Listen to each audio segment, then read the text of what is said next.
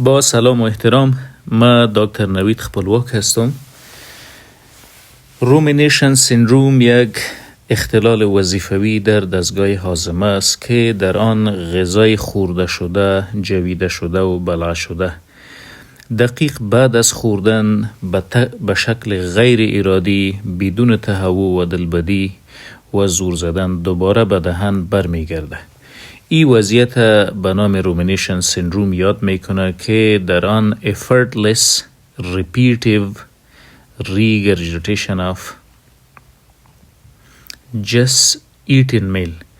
برگشت مواد غذایی به شکل مکرر بدون زور زدن و بدون دلبدی به دهن. بعضی از این مریضا ریچیوینگ و ریسوالوینگ دوباره می جوان و دوباره می بلن و بعضی ها سپلیت اوت مواد برگشت شده را به بیرون مندازه. عوامل دقیق در قبال رومینیشن سیندروم پوست پراندایل کانتراکشن اف ابدومینال وال مسلز، تقلص عضلات دیوار شکم دقیق بعد از خوردن نان که سبب اینکریز انترا ابدومینال پرشر، سبب ازدیاد در فشار درون شکم میگرده و این فشار سبب ریلکسیشن اف لور اسافگل اسفنکتر، سبب ریلکس شدن یا شل شدن شیردان بین معده و میری میگرده و با کمک تقلصات ناهماهنگ حجاب عاجز یا دیافرام اجازه میته مواد خورده شده دوباره به میری و دهن برگردد. دوام این وضعیت به شکل مزمن و دوامدار سبب هالیتوسیس یا بدبویی دهن و دنتال پرابلم یا آفات و تکالیف دندان ها می گردد. خب، علائم مهم و بارزی که در رومینیشن سیندروم موجود است امو effortless regurgitation of gastric contents، برگشت مواد غذایی خورده شده و موجود در معده در مدت زمان 5 الی 30 دقیقه بدون نازیا یا دلبدی، بدون استفراغ، بغیر عق زدن و حتی بدون حس کردن کدام درد و